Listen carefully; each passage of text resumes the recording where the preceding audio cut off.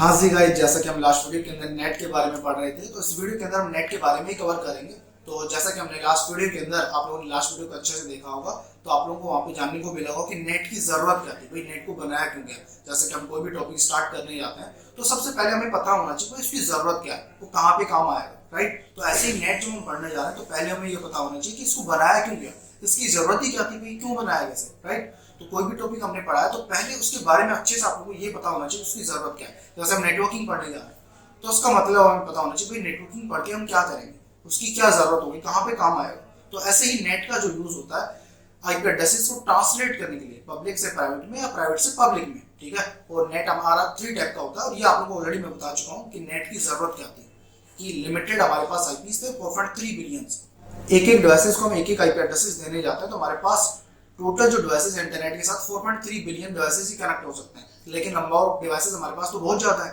तो उसके लिए नेट को बनाया गया कि एक ही आईपी को बहुत सारे डिवाइसेस के ऊपर यूज किया जा सके। तो वहाँ पे नेट किस तरीके से प्रोसेस करता है, कैसे काम करता है, तो इसके बारे में हम जानने जा रहे हैं। और यहाँ पे नेट के बारे में मैंने कुछ लिखा हुआ है तो बस वही हम यहाँ पे पढ़ रहे हैं। और नेट 3 टाइप का होता है हमारा, स्टैटिक, डायनेमिक और पैट। पैट की फुल फॉर्म होती है पोर्ट एड्रेस ट्रांसलेशन, ठीक है।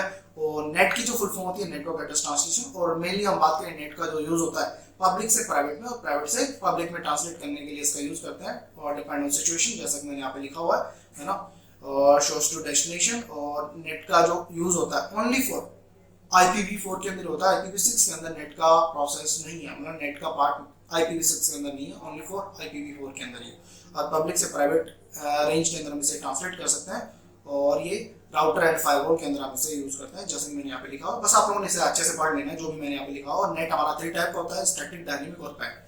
अब यहाँ पे देखो स्टैटिक के अंदर, स्टैटिक नेट के अंदर हम किसी एक सिंगल एड्रेस को किसी सिंगल पब्लिक से प्राइवेट में या प्राइवेट से पब्लिक के अंदर हम ट्रांसलेट कर सकते हैं, ठीक है।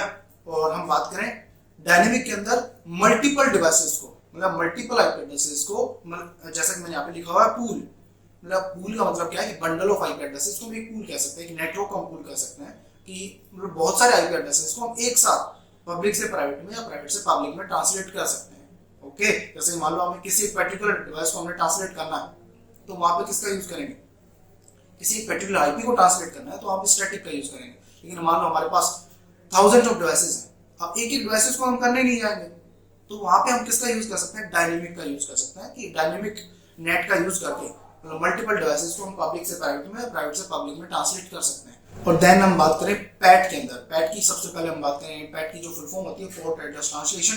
पैट के अंदर ओनली फॉर एक सिंगल एड्रेस से आप थाउजेंड ऑफ डिवाइसेस के ऊपर ट्रांसलेट करवा सकते हो। जैसे कि मैं बात करूं कि गूगल क्रोम मैंने ओपन किया और उसके अंदर मैंने बहुत सारे टैब ओपन कर रखे हैं, हजारों टैब ओपन कर रखे हैं, तो उन सभी टैब के ऊपर एक सिंगल एड्रेस से ही हम सभी को ओपन कर सकते हैं, ठीक है। तो वहां पे नेट किस तरीके से प्रोसेस करता है, तो उसके बारे में हम जानेंगे। तो नेट का यूज होता है और बहुत ज्यादा यूज होता है ना। मतलब यूज तो तीनों का ही होता है, स्टैटिक का भी, डायनेमिक का भी और पैट का भी। लेकिन जो हम मेनली हम बात करें, जो नॉर्मल यूजर्स के लिए जो ज्यादा यूज में आता है वो पैट का यूज होता है, कि एक सिंगल एड्रेस से थाउजेंड ऑफ डिवाइसेस के ऊपर हम इसे यूज कर सकते हैं। लेकिन मैक्सिमम जो नंबर है वो कहाँ तक एक एड्रेस को ट्रांसलेट करवाया जा सकता है, वो 60,000 है। लेकिन ये एक बहुत बड़ा नंबर हो जाता है, तो इसलिए हम बोल सकते हैं कि थाउजेंड ऑफ डिवाइसेस के ऊपर हम इसे ट्रांसलेट करवा सकते हैं एक सिंगल एड्रेस को, और जिसे नेट ओवरलोड भी हम बोलते हैं, ठीक है। तो कुछ ये था नेट के बारे में, जो नेट का यूज होता है। बस आप लोगों ने, आपसे कोई पूछे कि व्हाट इज नेट, तो नेट की जो फुल फॉर्म होती है network address translation, why we use NAT. NAT का जो यूज होता है पब्लिक से प्राइवेट में या प्राइवेट से पब्लिक में ट्रांसलेट करने के लिए हम इसका यूज करते हैं। और राउटर एंड फायरवॉल आप इसे बोल सकते हो। और नेट का जो कॉन्सेप्ट है वो IPv4 के अंदर ही, IPv6 के अंदर नहीं है। आप लोगों ने ये बात जरूर याद रखना है। और नेट हमारा 3 टाइप का होता है, स्टैटिक, डायनेमिक और पैट। स्टैटिक का यूज क्या होता है, पैट का यूज क्या होता है, डायनेमिक का यूज क्या होता है, ये आप लोगों को पता होना चाहिए। तो इसको आप लोगों ने पढ़ लेना है। तो जो भी मैंने यहाँ पे लिखा हुआ है एज ए नोट्स पे आप लोग यहाँ पे तैयार कर सकते हो अपने, है ना। तो इस वीडियो के लिए इतना है, और नेक्स्ट वीडियो के अंदर हम इसके प्रैक्टिकल्स को कवर करेंगे। तो इस वीडियो के लिए इतना ही, मिलते हैं फिर एक नए वीडियो में। जब तक के लिए बाय, टेक केयर।